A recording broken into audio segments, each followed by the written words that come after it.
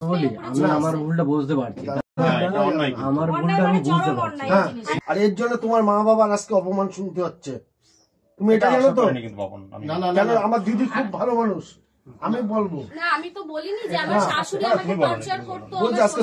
শারীরিক অসুস্থতা আর মানসিক যন্ত্রণা কিছুটা কাটিয়ে আজ আমি তোমাদের সামনে আবারও, হ্যাঁ, অনেকেই আমাকে দেখে হয়তো খুশি হচ্ছ, কারণ তোমরা অনেকেই আমাকে মেসেঞ্জারে মেসেজ করেছো, খোঁজ খবর নিয়েছো, আমার পাশে থাকার আশ্বাস দিয়েছো, আমাকে ভরসা করেছো, বিশ্বাস করেছো। তোমাদের সাথে আমার কোনো রক্তের সম্পর্ক নেই, তবুও তোমরা মানে এটা করেছো, তার জন্য আমি তোমাদের কাছে চিরকৃতজ্ঞ।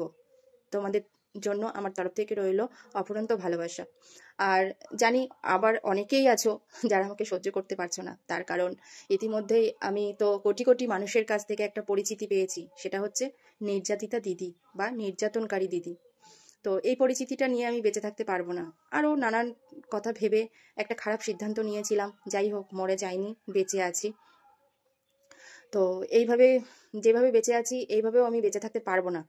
মানে একটা মানসিক যন্ত্রণা, একটা কি বলবো, তো এইভাবেও ঘরকোনো হয়ে আমি বেঁচে থাকতে পারবো না। তাই তোমাদের সাথে কিছু কথা আমি শেয়ার করব, অন্তত যারা আমাকে বিশ্বাস করো, ভালোবাসো, তাদের জন্য হলেও কিছু কথা আমার মনে হয় শেয়ার করার দরকার। জানি শেয়ার না করলে হয়তো ভালো হতো, সেটা সরি, মানে সেটা হয়তো আমার ভাইয়ারই, আবার ভিডিও করলাম, আমার ভাইয়ার খারাপ লাগবে, কিন্তু আমারও তো খারাপ লেগেছে না, প্রচুর প্রচুর প্রচুর খারাপ লেগেছে, প্রচুর খারাপ লেগেছে। আজকে ও যে কাজটা করেছে সেটা না করলেই পারতো। ভাই বোনের মধ্যে ঝগড়াঝাটি, ঝামেলা, মারামারি, কাটাকাটি প্রচুর হয়ে যায়, কিন্তু এগুলো এইভাবে সোশ্যাল মিডিয়াতে এনে, যাই হোক, আমরা দুজনেই ব্যাপারটা মানে বিগড়ে ফেলেছি। তো কিছু কথা আমার তোমাদের সাথে শেয়ার করার আছে, এত কথা না বলে সেটাই বলা ভালো। প্রথমত বলি, বলতে গেলে প্রথম থেকেই বলতে হয় আমার ভাইয়ের সাথে আমার শত্রুতা কি নিয়ে, সেটাই তোমাদেরকে বলি। সব দোষ তো আমারই, এটাও আমার দোষ যে আমি আমার আর আমার মায়ের অপমান সহ্য করতে পারিনি। আমার মা আমার কাছে মানে কান্নাকাটি করে বলেছিল যে এই গৌরী, এইভাবে বেঁচে থাকার থেকে মরে যাওয়া অনেক ভালো, এইসব দেখতে হবে, এগুলো কোনোদিনও স্বপ্নেও ভাবতে পারিনি যেসব দেখছি। তো মায়ের মুখের এই কথাটা শুনে আমি সহ্য করতে পারিনি, সেটাই আমার দোষ ছিল, সহ্য করতে পারিনি, তাই দুটো ভিডিও বানিয়েছিলাম, যেখানে হ্যাঁ, যেখানে হয়তো আমি আমার ভাইয়ের বউকে নিয়ে বড়াই করে হয়তো মানে বলা হয়ে ওঠেনি যে আমার ভাইয়ের বউও ভালো, ও আমাদেরকে ভালোবাসতো, এইসব কথা হয়তো বলা হয়নি। কেন বলা হয়নি? যে ওকে নিয়ে কোনো কথা ওঠেনি, তাই ওকে নিয়ে আমি কোনো কথা বলিনি, কথা উঠেছিল আমাকে আর আমার মাকে নিয়ে, তাই আমি আমাকে আর আমার মাকে নিয়েই কথা বলেছিলাম। যাই হোক, সেখানে কিছু মানুষ নেগেটিভ কমেন্ট করেছিল, আর সেই কমেন্টে আমি নেগেটিভ মানে কি উল্টোপাল্টা কমেন্ট করেছিল, আর সেখানে আমি লাভ রিয়াক্ট দিয়েছিলাম। এটাই আমি করে ফেলেছি, আমার জীবনের চরমতম ভুল, যেই ভুলের মাসুল আমাকে এইভাবে গুনতে হলো। সেই লাভ রিয়াক্ট করেছিলাম, কিন্তু লাভ রিয়াক্ট করেও তারপরে যে তাকে রিপ্লাই করেছিলাম সেটা দেখার একবার প্রয়োজন মনে হলো না? আমাকে আমার ভাইয়া মেসেজ করেছিল, ও আমাকে যখনই মেসেজ করেছিল আমি রিপ্লাই করেছিলাম যে তুই আমার লাভ রিয়াক্টটাই দেখলি, আমি যে রিপ্লাইটা করেছি তুই সেটা দেখলি না। যাই হোক, এটা হচ্ছে আমাদের দুজনের মধ্যে সম্পর্ক খারাপ হওয়ার প্রথম ধাপ। এই গেল একটা চরমতম অন্যায় আমি এটা করেছি, যে কেন খারাপ কমেন্ট মানে খারাপ কমেন্ট করেছে তাকে আমি কেন লাভ রিয়াক্ট দিয়েছি। আমি কিন্তু আমাকে যারা খারাপ কমেন্ট করেছে আমি তাদেরকেও লাভ রিয়াক্ট দিয়েছি, প্রত্যেকটা ভিডিওতে খারাপ ভালো নিয়ে কমেন্ট থাকে, কিন্তু আমি সবাইকেই লাভ রিয়াক্ট দিই। এটা তোমরা আমার কমেন্ট বক্সে খেয়াল করে দেখবে, আমি সবাইকেই লাভ রিয়াক্ট দিই, মানে যেগুলো চোখে পড়ে, যেগুলো আমি প্রথম প্রথম রিপ্লাই করি সেগুলোতে। যাই হোক, এই একটা গেল আমার প্রথমতম ভুল। দ্বিতীয় হচ্ছে, হ্যাঁ, আমার বাড়িতে একটা খাবারের পার্সেল এসেছিল, অনেকেরই কৌতূহল ছিল খাবারের পার্সেলটা কে পাঠিয়েছে, অনেকেই অনুমান করতে পেরেছিলে খাবারের পার্সেলটা কে পাঠিয়েছে। হ্যাঁ, খাবারের পার্সেলটা আমার ভাইয়াই পাঠিয়েছিল, আর সেই পার্সেলটা আমি রাখিনি, সেই পার্সেলটা আমি ফেরত দিয়েছিলাম। তার কারণ আছে, অবশ্যই তার কারণ আছে, কারণটা আমি তোমাদেরকে বলবো। সেই খাবারের পার্সেলটা আমি ফেরত পাঠিয়ে একটা ভিডিও করেছিলাম, সেই ভিডিওটা আমি কেন করেছিলাম, এটা হচ্ছে আমার দ্বিতীয় চরমতম ভুল। মানে সারা জীবনে চরমতম যদি কোনো অন্যায় করে থাকি তাহলে এটাই নাকি আমার অন্যায়, যে খাবারের পার্সেলটা ফেরত দিয়ে আমি ভিডিওটা কেন করেছি, তার জন্য নাকি আমার ভাইয়াকে অনেক হেনস্থা হতে হয়েছে। আচ্ছা, খাবারের পার্সেলটা কেন ফেরত পাঠালাম?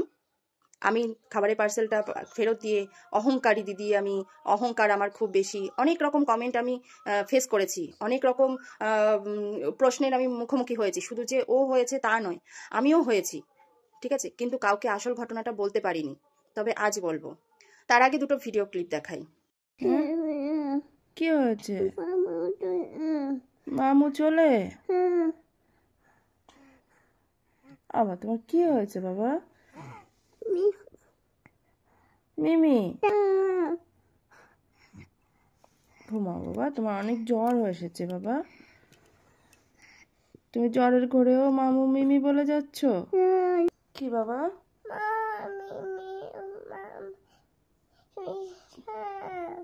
মামা মিমি,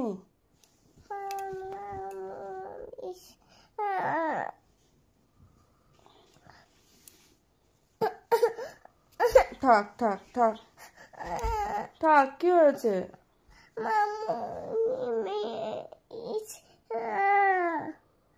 মামু মিমি, থাক, তুমি ঘুমাও।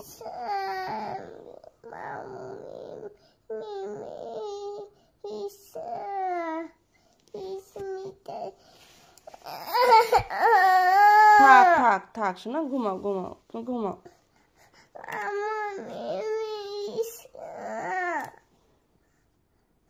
কি হয়েছে?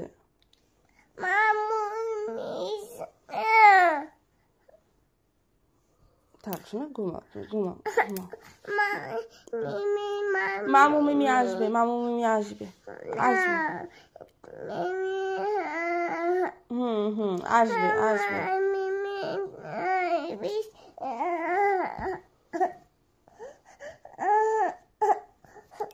থাক থাক থাক।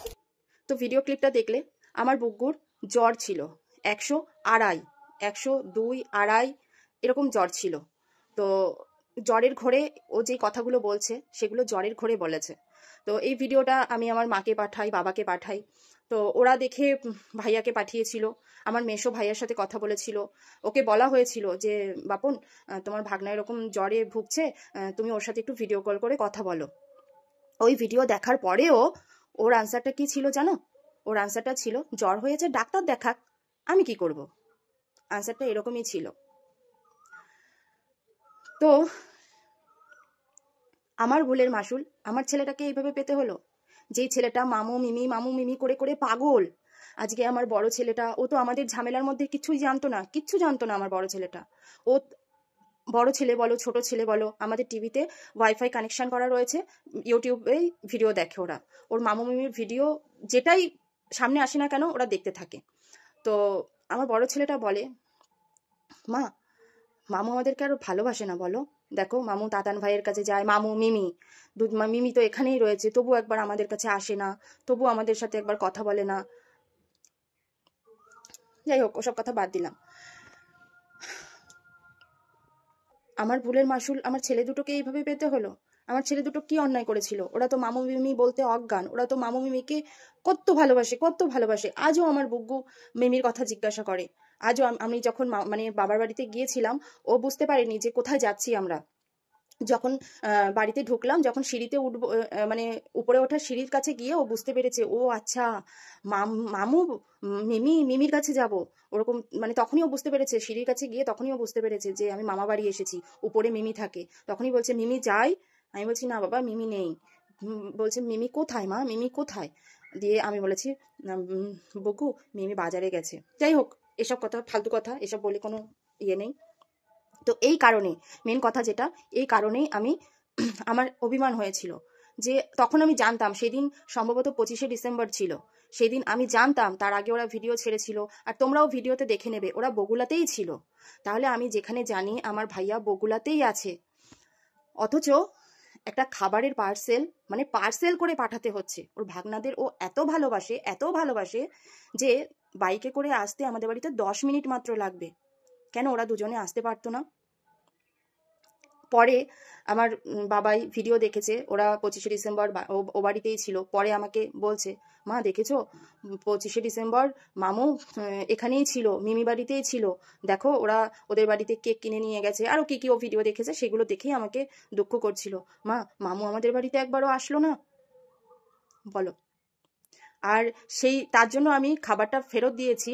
এটা আমার কাছে আধিক্যতা মনে হয়েছে, যে যার আমার ছেলের ওইরকম একটা ভিডিও যেটা দেখে চোখে জল চলে আসে, ওরকম একটা ভিডিও দেখে যে মামা বলতে পারে যে জ্বর হয়েছে, ডাক্তার দেখাক, আমি কি করব? তো তারপরেও তার খাবার পাঠানোটা, সে বগুলায় রয়েছে, আমি জানি বগুলায় থাকা সত্ত্বেও সে খাবারটা পাঠিয়েছে একটা পার্সেলের মাধ্যমে। তো সেটা আমার কাছে আধিক্যতাই মনে হয়েছে। তোমাদের কার কি মনে হবে আমি জানি না, আমার কাছে আধিক্যতা মনে হয়েছে, তাই আমি ভিডিওটা করেছিলাম। কিন্তু এই ঘটনা আমি কারোর সাথে আজ পর্যন্ত শেয়ার করিনি, আজ করলাম। যাই হোক, এটা তো শেয়ার করলাম। আর একটা ঘটনা শেয়ার করব, সেটা হচ্ছে দিনটা ছিল ভাগনার জন্মদিনে। ভাগনার জন্মদিন মানে আমার ছেলের জন্মদিন ছিল 2 তারিখে। সার্টিফিকেট দেখাতে হবে নাকি? কারণ কি বলবো, আমি তো যেটাই বলি সেটাই মিথ্যে নাটক হয়ে যায়। কারণ আমি তো একজন চুনোপুটি ক্রিয়েটার মাত্র, আর ওরা হচ্ছে গিয়ে কি বলবো, দ্য ফেমাস অ্যান্ড গ্রেট বংরন, বড় বড় ক্রিয়েটার। ওরা কি করে মিথ্যে কথা বলতে পারে, তাই না? মিথ্যেবাদী তো আমার মা বাবা, আমি, আমার মানে সত্যি কথা যারা যারা বলেছে সবাই মিথ্যাবাদী। যাই হোক, ওই 2 তারিখের ঘটনাটাই একটু শেয়ার করব। 2 তারিখের ঘটনাটা যেটা হয়েছিল অলরেডি তোমরা সবাই জানো। ও কি বলেছে সেটাও জানো, আমি কি বলেছি সেটাও জানো। তো 2 তারিখের ঘটনাটা কিন্তু আমার, যেটা জানো না সেটাই আমি বলবো। 2 তারিখের ঘটনা কিন্তু আমাদের 2 তারিখেই মিটে গিয়েছিল। 2 তারিখে মিটে যাওয়ার পরে যে মারামারি টারামারি হয়েছিল, সব কিছু হয়ে যাওয়ার পরে তারপরে কেক কাটা হয়েছিল। যেহেতু সেদিন আমার ছেলের জন্মদিন ছিল, তাই কেক কাটা হয়েছিল। ওই ঝামেলা টামেলা হয়ে যাওয়ার পরে 10:55 এরকম নাগাদ কেক কাটা হয়েছিল। সেখানে কিন্তু আমার ভাইয়াও উপস্থিত ছিল। তো কেক কাটা হয়েছে, আমার মা ভাত মাখিয়ে দিয়েছে, ভাত খেয়েছে। খেয়ে ও যখন বেরিয়ে যাবে, সবাই রিকোয়েস্ট করেছিল যে এত রাতে তুই বেরোস না, আজকের দিনটা থেকে যা, দরকার হয় খুব ভোরবেলায় বেরিয়ে যাস। আমার বাবাইও মামুকে জড়িয়ে ধরে ছিল যে মামু আজকে যেও না প্লিজ, থেকে যাও। তখন ভাইয়া বাবাইকে বলেছিল যে না মামু, আজকে আমার কাজ আছে, আমার কিছু মাল ডেলিভারি করতে হবে, তাই জন্য অনেক কাজ রয়েছে, তো আজকে আমি যাই, 2-3 দিন পরে আমি আসবো, এসে 2 দিন থাকবো। এরকম একটা কথা হয়ে ও বেরিয়ে যায়। তখন আমার মা ওকে বলে যে বাপন পৌঁছে কিন্তু ফোন করিস। ও পৌঁছে ফোনও করে যে মা আমি পৌঁছে গেছি, সরি। তারপরে 2 তারিখের ঘটনা এটা গেল। 3 তারিখে সকালবেলায় মার সাথে ভালোভাবে কথাও হয়, যে মার সাথে এরকমও কথা হয় যে বাপন তোর তো রান্নাবান্না করে খেতে একা একা কষ্ট হয়ে যায়, তো আমি 2 দিন গিয়ে তোর কাছে থাকি, তোর শরীরটাও ভালো না, আমি 2 দিন গিয়ে তোর কাছে থাকি। তো তখন বলে যে না মা, এখন তো ভাগনারা বাড়ি রয়েছে, তুমি চলে আসলে ওদের খারাপ লাগবে, তুমি থাকো, 2 দিন পরে এসো, ভাগনারা চলে যাওয়ার পরে এসো। এইরকমও কথোপকথন হয় ওর সাথে। তাহলে যেখানে সবকিছু ঠিকঠাক মিটে গেল, সেখানে 2 তারিখের ঘটনা, 2 তারিখের রাতের ঘটনা, 2 তারিখ গেল, 3 তারিখ গেল, 4 তারিখ গেল, 5 তারিখ গেল, 6 তারিখে গিয়ে দুপুরবেলায় একটা ভিডিও ছাড়লো। যেই ভিডিওটা নিয়ে অশান্তিটা হয়েছিল সেই ভিডিওটাই ও ছাড়লো। মানে আমি কিছু কথার পরিপ্রেক্ষিতে কিছু কথা বলেছিলাম, সেই ভিডিওটা নিয়েই, মানে সেই ভিডিওটা ও করেছিল, তাই দেখে আমি ওর কাছ থেকে ফোনটা কাটতে গিয়েছিলাম। তো সেটাই তোমরা ভিডিওতে দেখেছো, ফোনটা কেঁপেছে আর বলেছে যে আমাকে আগেও মেরেছে। আচ্ছা, আমি একটা কথা বুঝতে পারলাম না ভাইয়া, আগেও মেরেছে যে তুই বললি, তাহলে আমি তো গত জুন মাসে বাড়ি গিয়েছিলাম, বাপের বাড়িতে গিয়েছিলাম গত জুন মাসে, 8 মাস পরে আমি বাড়িতে গেলাম, তাহলে তোকে আমি আগেও কবে মেরেছি, বা আমরা কবে মেরেছি? তুই তো বিজনেস সূত্রে বাড়ি থেকে গেছিস, সেটাও তুই বললি নিজের মতো করে। আর এই যে মারার কথাটা বললি, আগেও কবে মেরেছি তোকে আমি? আমি তো বগুলাতেই থাকি। আবার অনেকের ধারণা আমি বাপের বাড়িতে পড়ে থাকি। কেন ভাই? আমার একটা সংসার আছে, আমার শ্বশুর বাড়ি আছে, আমার সংসার আছে, আমার ছেলে পড়াশোনা করে, ইংলিশ মিডিয়ামে পড়ে আমার ছেলে। তো স্কুলে তো যেতে হয় না, প্রেজেন্ট তো থাকতে হয়। হ্যাঁ, আমি বাপের বাড়িতে যাই, এক সপ্তাহ 2 সপ্তাহ, জোর করে 2 সপ্তাহ থাকি। তার মানে এই যে আমি বাপের বাড়িতে পড়ে থাকি? এসব কি ধরনের কথাবার্তা? মানে যারা বলো তারা কি বাপের বাড়িতে মানে যাও না, নাকি বাপের বাড়ির সাথে সম্পর্ক একদমই চুকে গেছে? তো যাই হোক, সেটা তাদের ব্যাপার। কি বলছিলাম? আচ্ছা, তো ওই ভিডিওটা নিয়েই অশান্তিটা হয়েছিল। মানে ওটাই তোমরা দেখেছিলে, যে আমাকে মেরেছে। তো এর মধ্যে তো তুই বগুলাতেও আসিসনি, তাহলে আমি তোকে কবে মারলাম? যাকগে, ওটা গেল। এবার ওই ভিডিওটা ছাড়ার পরে তখন আমি অনলাইনেই ছিলাম। ভিডিওটা ছাড়ার সাথে সাথেই আমার কাছে নোটিফিকেশন আসে, আমি ভিডিওটা দেখি। দেখা মাত্রই আমার তো মানে সত্যি সত্যি পায়ের তলা থেকে মাটি সরে গেছে, মানে মাথার উপর থেকে কি বলবো, ছাদ নেই, এরকম একটা অবস্থা। কারণ 2 তারিখে যে ঝামেলাটা হয়েছিল আমাদের মধ্যে, সেই ব্যাপারে আমার বর কোনো কিছু জানতো না। আমাকে ভিডিও কল করেছিল, মানে আমি ভীষণই 2 তারিখে ও তো বলেছে ওকে আমি মেরেছি, কিন্তু আমি এমন মার খেয়েছিলাম, আমার চুলের মুঠি ধরেছিল এমন, আমার এখানে মানে ফুলে ফুলে গেছিল, আমার ঠোঁটের এখানে ফোলা ছিল, তারপরে আমার হাতে কামড়েছিল এমন ভাবে যে রক্ত, মানে সেগুলো আমার কাছে কোনো প্রমাণ নেই। হ্যাঁ, আমি এটা বলতে পারবো যে সেগুলো আমার কাছে কোনো প্রমাণ নেই, কারণ আমি কোনোদিনও ভাবতে পারিনি যে এইভাবে সোশ্যাল মিডিয়ার সামনে আমার ভাই আমাকে মেরেছে, আমার ভাই আমাকে কামড়েছে, এইগুলো আমাকে বলতে হবে। তো মানে প্রমাণ রাখা তো দূরের কথা, এগুলো আমার মুখ থেকে বলতে হবে, ভাই বোনের কথা, এগুলো আমি স্বপ্নেও কল্পনা করতে পারিনি। যাই হোক, পরিস্থিতির শিকার বলতে হচ্ছে আমাকে। তো আমার কাছে কোনো প্রমাণ নেই। সেই দিন আমার সিচুয়েশন খুবই খারাপ ছিল, আমি সেন্সলেস হয়ে গিয়েছিলাম। ডাক্তার নিয়ে আসা হয়েছিল আমাদের বাড়িতে, তারপরে আমাকে ইঞ্জেকশন করা হয়েছিল কামড়ানোর জন্য, মানে প্রচণ্ড ব্লিডিং হয়েছিল এই কামড়ানোর জায়গা থেকে। তো মানে তার জন্য ইঞ্জেকশন করতে হয়েছিল, আমি সেন্সলেস হয়ে গিয়েছিলাম। সেই দিন আমার বর ভিডিও কল করেছিল, আমার বাবাই রিসিভ করে ফেলেছিল, আর রিসিভ করে আমার সামনে যখন এনেছিল আমাকে দেখেই বুঝতে পেরেছিল যে আমি অসুস্থ। তখন আমাকে জিজ্ঞাসা করেছিল যে কি হয়েছে, তখন আমি বলেছিলাম দেখো আমার শরীরটা খারাপ, মাথা ঘুরে পড়ে গিয়েছিলাম, লো প্রেশার, বাবা ডাক্তার এনেছিল। এইভাবে আমি ওকে মিথ্যা কথা বলেছিলাম, যে জানি আমাদের ভাই বোনের সম্পর্ক ঠিক হয়ে যাবে, কিন্তু ও ব্যাপারটা জানলে একটা খারাপ অবস্থা হবে, তাই আমি ওকে কিচ্ছু জানাইনি। কিন্তু ওই 6 তারিখের ওই ভিডিওটা যখন দেখলাম, তখন তো মানে আমার মাথায় বাজ পড়ার মতো অবস্থা, যে আমার বর তো কিছু জানে না, তাহলে ও যখন ভিডিওটা দেখবে তখন না জানি আমার বর আমাকে কি বলবে। এই সমস্ত ভেবে চিন্তে মানে আমি খুব মানে একটা খারাপ সিচুয়েশন আমার মধ্যে তখন কাজ করছিল, যে না আমি আর বেঁচে থাকবো না। তখনই আমার মনে হয়েছিল যে না আমি বেঁচে থাকবো না, আমার বর যদি আমাকে কিছু বলে এরকম হয়েছে হেন তেন। তখন দিয়ে তারপরে আমার বরকে আমি ফোন করলাম, ফোন করে সমস্তটা বলি। তখন আমাকে মানে সান্ত্বনা করে যে তুমি আগে নিজে শান্ত হও, কিচ্ছু হবে না, তুমি নিজেকে শান্ত করো। এইভাবে ও আমাকে যখন বলে তখন আমি নিজে শান্ত হই।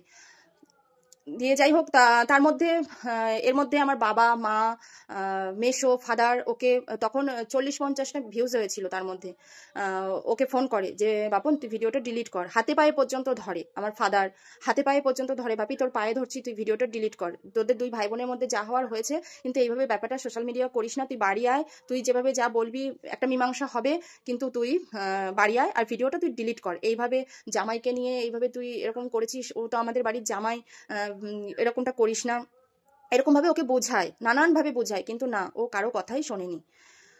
তো কারো কথা শোনেনি, আমাকেও সবাই বোঝায় যে মা শান্ত হ, আমরা কিছু একটা করব, তুই শান্ত হ। দিয়ে ঠিক আছে, ওরা কিছু করবে। আমি কিন্তু ওর ভিডিও দেখার সাথে সাথেই ভিডিও ছাড়িনি। ও 6 তারিখে ভিডিও ছাড়ে, আমি 7 তারিখে দুপুরবেলায় একটা ভিডিও ছাড়ি। কারণ ওর ভিডিও দেখে সবাই আমার ভিডিওতে এসে গালি গালাজ যা পারছিল করে যাচ্ছিল, তো সেগুলো আমি ঠিক মেনে নিতে পারিনি। তাই আমি ভাবলাম যে না, সত্যিটা সবার জানা দরকার। তখন আমি একটা ভিডিও করে বলি, কিন্তু ওই যে আমি কোনো প্রমাণ দেখাতে পারিনি। আর ও তো বড় ক্রিয়েটার, আমি একজন চুনোপুটি ক্রিয়েটার, আমার কথা কেন বিশ্বাস করবে? তারপরেও গালিগালাজ আমি খেয়েছি, এটাই স্বাভাবিক। তো যাই হোক, 7 তারিখের ঘটনা ওই হলো। দিয়ে ওকে কেউ কোনো কথা শোনাতে পারছে না দেখে আমি একটা ডিসিশন নিলাম যে আমি থানায় যাব। আর গেলামও থানায়, ওই 2টো আর আড়াইটার সময় বেরিয়েছিলাম, ওখানে থানায় পৌঁছেছিলাম 3টে সাড়ে 3টে নাগাদ। 3টে সাড়ে 3টে নাগাদ থানায় পৌঁছাই। আর সেখানে গিয়ে আমি একটা লিখিত দিই আর পুলিশকে আমি সমস্ত ঘটনা খুলে বলি। বলার পরে ভিডিওটাও দেখাই। মানে আমাকে জিজ্ঞাসা করলেন এটা তোমার নিজের ভাই? আমি বললাম হ্যাঁ। বলে নিজের ভাই, একদম নিজের ভাই? আমি বললাম হ্যাঁ, আমার নিজেরই ভাই। বলে ভাই নাকি একটা কথা ইউজ করেছিল, সেটা আমি আর বললাম না। তো নিজের ভাই হলে কেউ কারো মানে কেউ নিজের দিদির এত বড় ক্ষতি করতে চেষ্টা করে নিজের ভাই হলে? তো উনি এরকম ধরনের কিছু কথা বললেন। যাই হোক, তো উনি বললেন যে ঠিক আছে তুমি কি করতে চাও, কেস করবে? আমি বললাম না, আমি কেস করতে চাই না, আমি একটা লিখিত দিয়েছি, আমি চাই যে আপনারা ওকেও ডাকুন, আমিও থাকি, আমরা দু ভাই বোন সামনে থাকবো, আমাদের দুজনেরই কথোপকথন শুনে যেটা আপনাদের ঠিক মনে হবে আপনারা একটা বিচার করবেন। তো যেহেতু বাড়ির কারো কথা শুনছে না, কোনো গার্জিয়ানের কথা শুনছে না, তো আপনারা আমাদের দুজনকে সামনাসামনি বসিয়ে একটা মীমাংসা করে দিন। আমি পুলিশের কাছে সেটাই বললাম। তখন উনি বললেন ঠিক আছে, কাল সকাল 10টার সময় তুমি থানায় আসবে, তোমার ভাইকেও ফোন করা হবে, ফোন নাম্বার দাও। তখন আমি ওর ফোন নাম্বার দিলাম, আমার সামনেই ওকে ফোন করা হলো, কিন্তু ও ফোন রিসিভ করেনি, কারণ ইতিমধ্যেই ওর কাছে খবর চলে গেছিল, খবর না ওর কাছে ফটো চলে গিয়েছিল, আমি থানায় বসে থাকার ফটো চলে গিয়েছিল, সেটা তোমরা ভিডিওতে দেখতেই পেয়েছো। তো ও ফোন রিসিভ করেনি। ফোন রিসিভ না করাতে যাকে যাকে ফোন করলে ওকে পাওয়া যাবে আমি তাদের নাম্বার দিয়েছিলাম। দিয়ে আমি ওখান থেকে বাড়িতে চলে আসি, বাড়িতে ওই 5টা সাড়ে 5টা নাগাদ বাড়িতে আসি। তারপরে ও একটা ভিডিও ছাড়ে 8টার সময়। ভিডিওটা দেখার পরেই আমি একটা ক্যালকুলেশন করে নিলাম যে ঘটনাটা ঘটেছে 2 তারিখে, আর 7 তারিখে ভিডিওটা ছেড়েছে। মানে আমি থানায় গিয়েছি 3টে সাড়ে 3টে নাগাদ। তারপরে ওর কাছে ফটো গেছে, আমি যে কেস করতে গিয়েছি ও যে বলেছিল ভিডিওতে, সেই ফটোটা 3:30 পরে গেছে ওর কাছে। তো 3:30 পরে গেছে, তার মানে ও 3:30 পরে বসে ভিডিওটা করেছে। যদি বলো যে আগে শ্যুট করা ছিল ভিডিওটা, তারপরে ও মানে কেস করার কথাটা উল্লেখ করেছে, তাহলে তো সেটা মানবো না। তার কারণ একই ড্রেস ছিল আর স্টিল বসে ভিডিওটা করেছে, এক নাগাড়েই ভিডিওটা, মানে অন্য কোনো ড্রেস নেই, একই ইয়ে। তো আমার কথা হচ্ছে 2 তারিখে ঝামেলাটা হয়েছিল। 2 তারিখে যখন মানে ওর দিদি এমন পিটানো পিটিয়েছে যে মানে 2 তারিখের এই অবস্থা থাকে, আর 7 তারিখে তার থেকে অবস্থা আরো খারাপ হয়ে গেল। মানে 2 তারিখের পরে 7 তারিখে এতটা খারাপ হয়ে গেল অবস্থা। তো ঝামেলার সময় ফটোটা ছিল কিরকম, আর 7 তারিখে ও যখন ভিডিওটা করছে তখনও এখানে মনে হচ্ছে রক্ত আছে, এখানে কেটে গেছে এইভাবে, ব্যান্ডেডটা লাগিয়েছে এইভাবে। মানে একটা মানুষ নিজেকে নির্দোষ প্রমাণ করার জন্য এতটা নিচে নামতে পারে? এতটা কি করে পারলি ভাইয়া?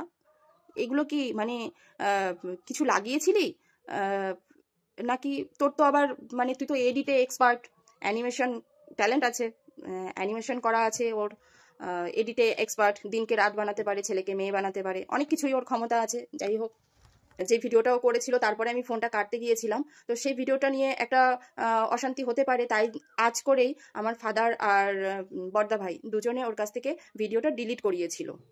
ফাদার বলেছিল বাপি তুই ভিডিওটা ডিলিট করে দে, ও এদের সামনে বসে ভিডিওটা ডিলিটও করে দিয়েছিল। তো আমার ফাদার বলেছিল ভিডিওটা আর কোথাও নেই তো বাপি? ও বলেছিল না। ফাদার বলেছিল গা ছুঁয়ে বল, ও গা ছুঁয়েও বলেছিল। এই যে ফাদার মানে বাবা, আমরা বাবা ডাকি, শুধু বাবা ডাকি না, এই ফাদার আমাদেরকে ছেলে মেয়ের মতো দেখে, তো আজকে সেই ছেলে তার বাবার গায়ে হাত দিয়ে মিথ্যে কথা বলেছে, তার ভিডিওটা ছেড়েছে, তার মানে সেই ছেলে বাবার গায়ে হাত দিয়ে মিথ্যে কথাটা বলেছে। তাহলে ও অনেক মিথ্যে কথা বলেছে, অনেক কাঁচা মানে টাটকা মিথ্যে কথা বলেছে, যেগুলো মানে সেগুলো আমরা জানি, কিন্তু এই মিথ্যে ওগুলো আমার বলার দরকার নেই। কিন্তু ও মানে যাকে বাবার মতো দেখে, যে বাবা, সেই বাবার গায়ে হাত দিয়ে মিথ্যে কথা বলতে পারে যে ছেলে, তাহলে আমি তার দিদি, আমি এখনো বলছি আমি তার দিদি। কি ফাদার আমি মিথ্যে কথা বললাম? ও তোমার গায়ে হাত দিয়ে মিথ্যে কথাটা বলেছে কি না বলেনি? ও বলেছিল যে ডিলিট করে দিয়েছে। হ্যাঁ, ও বলেছিল ডিলিট করে দিয়েছি, গায়ে হাত দিয়ে বলেছিল। কি বড়দা ভাই বলেছিল? হ্যাঁ, যে সরি ভাই ডিলিট করে দিয়েছে আমার সামনে। তারপরেও সেই ভিডিওটা বেরিয়েছে, শুধু বেরোয়নি, সেটা সোশ্যাল মিডিয়াতে হয়েছে। তাহলে যেই ছেলে বাবার গায়ে হাত দিয়ে মিথ্যে কথা বলে, তাহলে তার কথা আর কি বলবো? আমি দেখেছি যে ও ভিডিও করছে, তখন উঠেই আমি কিন্তু ওর কাছ থেকে ফোনটা নিয়ে নেওয়ার চেষ্টা করেছিলাম। সেটা পিছন থেকে, তোমরা ভিডিওটা ভালো করে খেয়াল করে দেখবে, আমি ওর পিছনে রয়েছি। আমি যদি মারতাম তাহলে কিন্তু আমি মানে মারার ভিডিও দেখতে পেতে, আমি তো ওর পিছনে ছিলাম মারার ভিডিও দেখতে পেতে, বা আমি ওর পিছন দিক দিয়েই ছিলাম, তো সম্পূর্ণ মারার ভিডিওটাই দেখতে পেতে। কিন্তু একটু ভিডিওটা ভালো করে দেখবে, আমি কিন্তু ভিডিওটা ওর কাছ থেকে ফোনটা নেওয়ার চেষ্টা করেছিলাম। তারপরে ফোনটা কিন্তু আমি নিতেও পেরেছিলাম, আমার হাতে আমি ফোনটা নিতেও পেরেছিলাম, কিন্তু ফোনটা নিয়ে আমার যদি ভাঙার ইচ্ছা, আমি যখন হাতে ফোনটা নিয়ে নিয়েছি তখন আমার ভাই চেঁচাচ্ছে আমার 2 লাখ টাকা দামের ফোন, আমার 2 লাখ টাকা দামের ফোন।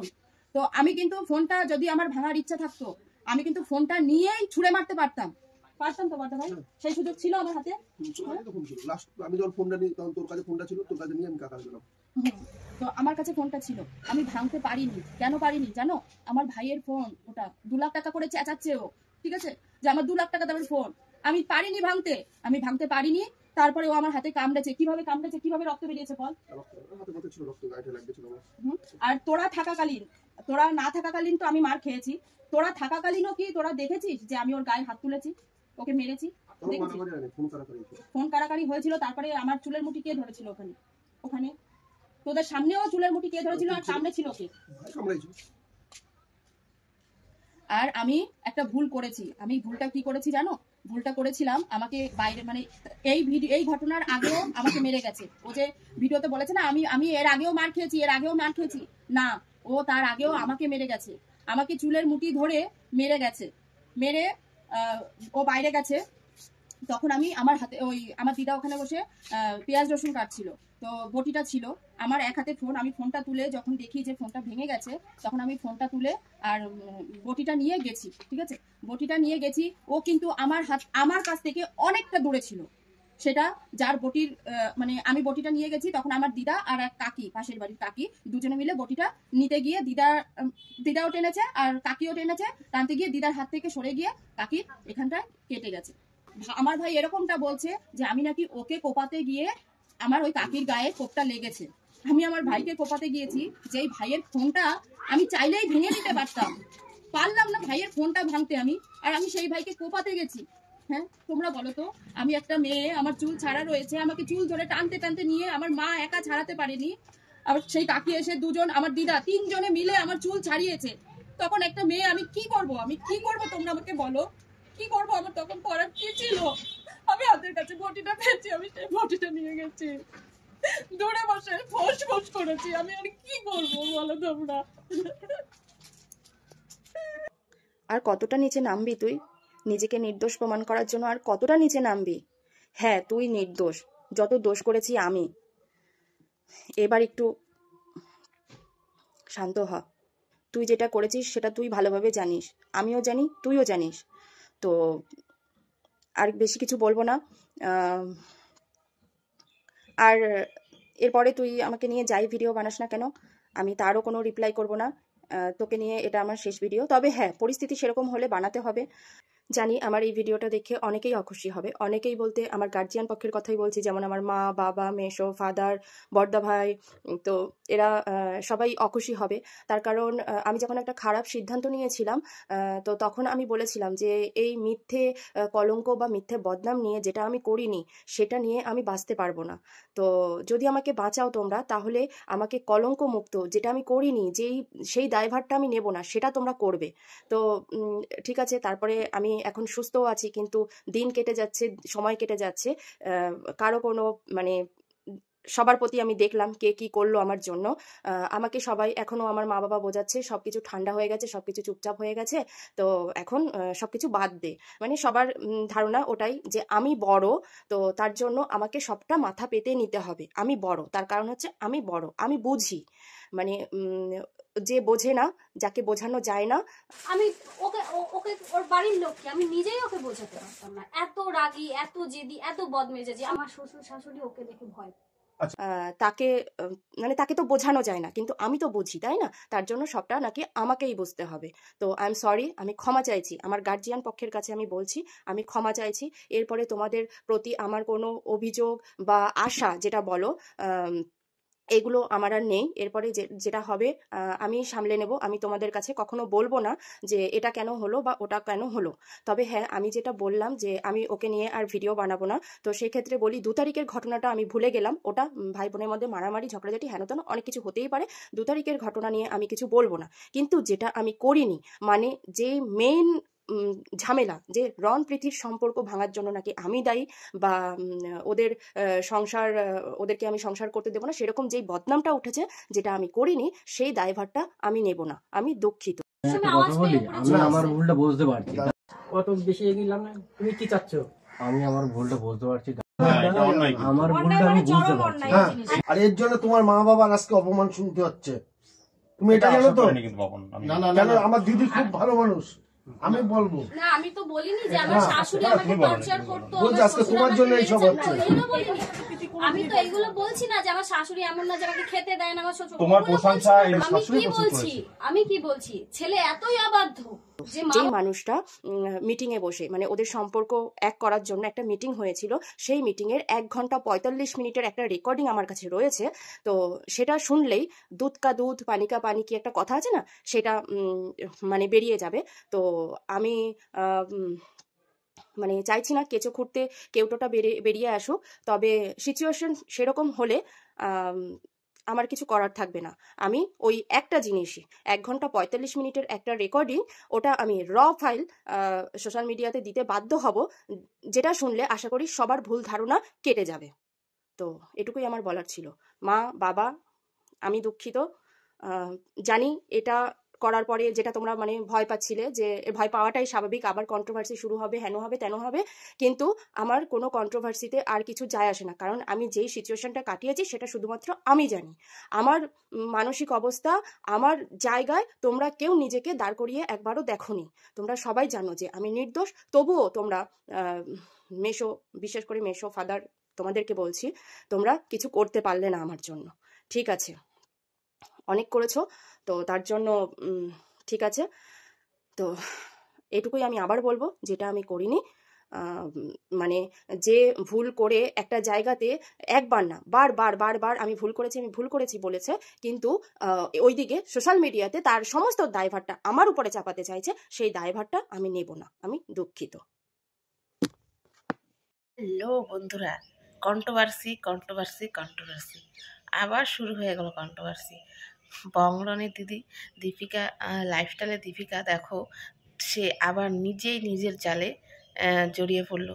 কারণ এতদিন সবাই মানে হাওয়া মানে ঠান্ডা হয়ে গেছিল, কিন্তু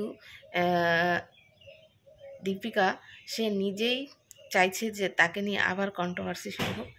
তাই কি করা যাবে, সবাই আবার শুরু করে দাও কন্ট্রোভার্সি। আর দীপিকার কি বলছে পৃথ্বী এবং রনকে, তোমরা ভিডিওটা সম্পূর্ণ দেখো, তাহলেই বুঝতে পারবে।